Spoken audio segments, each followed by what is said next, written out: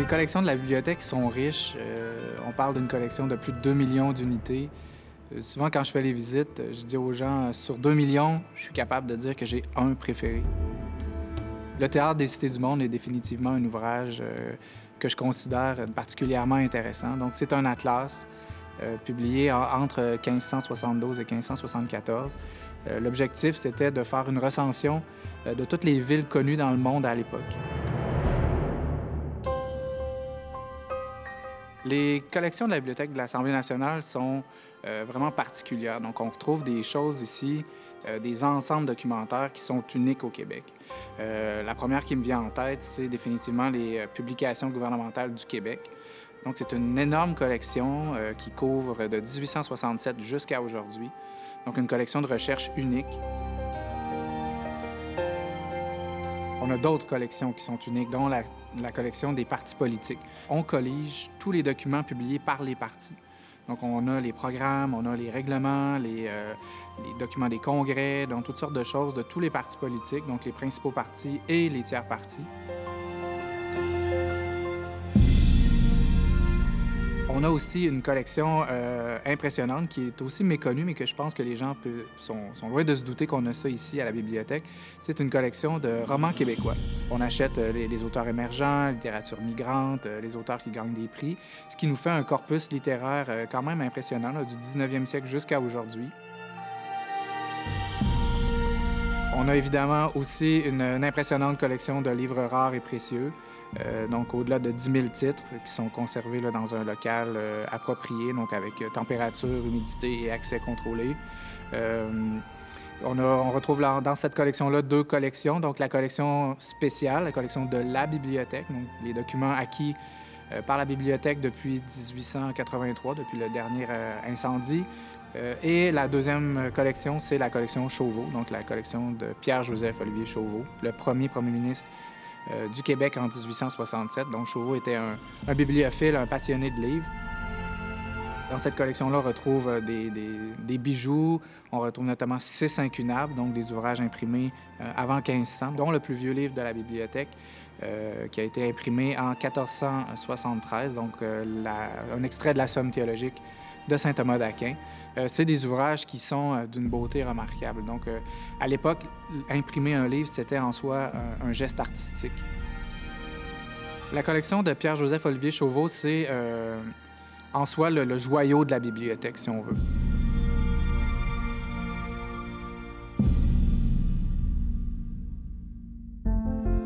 La bibliothèque a été fondée en 1802. À l'époque, on était la bibliothèque de la Chambre d'Assemblée du Bas-Canada. La bibliothèque, dans son histoire, a également subi 3 incendies majeurs. Lorsque le 3e incendie a lieu, on est en train de construire le Parlement actuel. Lorsqu'il fut prêt, la bibliothèque a été installée dans l'aile au rez-de-chaussée qui est le long de la Grande Allée. Mais rapidement, ils se sont rendus compte que c'était pas vraiment adapté pour accueillir une bibliothèque parce que c'était pas prévu au départ sur les plans. Et ils ont également rapidement manqué d'espace. Donc, c'est comme ça qu'ils ont décidé de construire un nouvel édifice qui serait situé à côté du Parlement.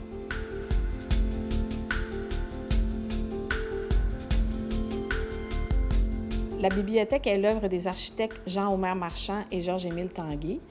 La construction a eu lieu entre 1910 et 1915 et coûta un petit peu plus cher que prévu. Ils ont dû creuser un peu plus profond que prévu pour que les assises de l'édifice soient assez solides pour accueillir tous les livres de la bibliothèque. Par contre, la finition intérieure de la bibliothèque va se terminer un peu plus tard parce que le marbre rouge des colonnes, entre autres, qui provient d'Italie, a dû demeurer longtemps dans un port en Belgique pendant toute la Première Guerre mondiale. L'architecture de la bibliothèque s'inscrit dans la tradition Beaux-Arts. L'extérieur de l'édifice est constitué de calcaire qui provient de Saint-Marc-des-Carrières et de granit qui provient de Rivière-à-Pierre.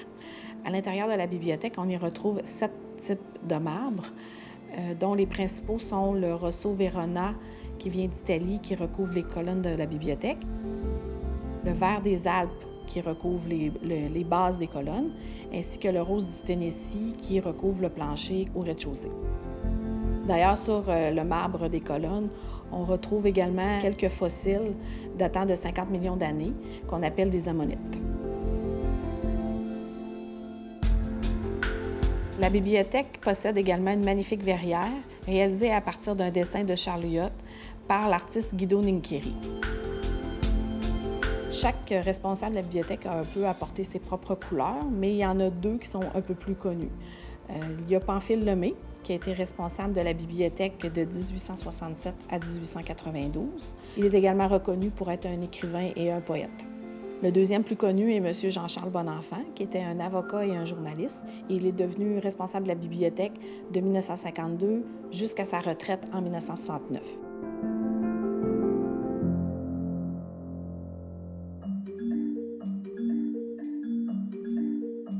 Une bibliothèque dans un cadre parlementaire, c'est vraiment une institution qui a un impact qui est bien au-delà de ses murs, finalement, parce que tout ce qui se fait à l'Assemblée a des répercussions sur les citoyens et les citoyennes du Québec. Donc, c'est extrêmement important que les parlementaires soient bien informés, bien outillés pour prendre des décisions qui vont avoir un impact sur l'ensemble de la population du Québec. Notre travail s'inscrit vraiment dans le processus législatif qui est au cœur de l'Assemblée nationale. On existe pour appuyer les travaux parlementaires. Alors, on peut être appelé à rechercher de l'information pour des motions qui vont être présentées au Salon Bleu, pour des questions qui vont être posées au gouvernement par l'opposition lors de la période des questions. On peut aussi faire des recherches sur ou en lien avec des projets de loi qui vont être présentés ou déposés. On intervient sur différents plans, je vous dirais. D'abord, auprès des commissions parlementaires, on soutient les députés dans tous les mandats qui ne sont pas de nature législative. Ensuite, on soutient aussi les députés en ce qui a trait aux délégations interparlementaires, donc quand les députés représentent l'Assemblée nationale auprès d'autres parlementaires ailleurs au Canada ou dans le monde. En commission parlementaire, on va soutenir les députés membres des commissions du début à la fin. Donc, dès la définition du mandat, on est appelé souvent à intervenir pour suggérer des groupes à entendre lors des auditions. On va aussi parfois poser les balises du mandat dans le cadre d'un document de consultation. On va élaborer différents outils pour orienter les consultations dans le sens du mandat. On va aussi évidemment rédiger le rapport, fournir donc toute une gamme de produits destinés à épauler les députés dans tout le mandat. La durée moyenne d'un mandat varie beaucoup, dépendamment du type de recherche, dépendamment de la demande. Ça peut aller de 15 minutes à plus de 5 jours consécutifs, donc c'est très, très, très variable. Je dirais qu'il faut avoir une grande capacité d'adaptation dans notre travail parce que le contexte politique, l'actualité, ça change beaucoup, donc il faut être capable toujours de s'adapter rapidement. La variété des sujets traités est, je pense, l'un des attraits de cet emploi-là. On a la chance de toucher un peu à tout et on se place donc au service de la recherche dans une position de surplomb vraiment de la société québécoise, un peu ce qui est celle de l'Assemblée en général, puisque tous les enjeux de la société vont finalement un jour ou l'autre converger vers l'Assemblée. Les agents du service de la recherche, les analystes, se placent toujours du point de vue du citoyen éclairé. Donc, notre posture à nous, quand on accompagne les députés, c'est de se mettre dans la peau du citoyen qui voudrait avoir accès à l'information pour, soit sur le sujet d'une entité qui rend des comptes devant les représentants du peuple, ou soit sur un sujet d'envergure plus large. Donc, on fonctionne beaucoup avec la documentation publique. Nos sources d'information sont diversifiées, sont plurielles. On a donc à la fois tout ce qui est papier, tout ce qui est numérique aussi. On a une collection ici à la bibliothèque qui est assez impressionnante. On parle en tout et partout d'environ 2 millions de documents sur différents sujets. Donc, on va couvrir vraiment toutes les sphères de la société parce qu'on peut avoir des demandes de recherche sur n'importe quel sujet. On va travailler aussi beaucoup avec les périodiques, les journaux et beaucoup avec les bases de données auxquelles on a accès, donc des bases de données dans lesquelles les périodiques sont indexés. Ça vient aussi avec des responsabilités, être le dépositaire d'un savoir, dont l'une d'elles est de valoriser ce savoir-là. Puis je pense que c'est beaucoup ce qu'on fait ici à la bibliothèque, ce qu'on fait aussi au service de la recherche, c'est-à-dire de mettre au jour des connaissances qui peuvent être pertinentes pour le décideur. Le service de la recherche se place vraiment entre le savoir et le pouvoir. Donc, on est vraiment à l'interface, à la frontière entre les deux, et on se fait un peu le médiateur des deux mondes. Le monde savant, le monde universitaire, le monde de la recherche, et le monde de la décision, le monde de la responsabilité politique.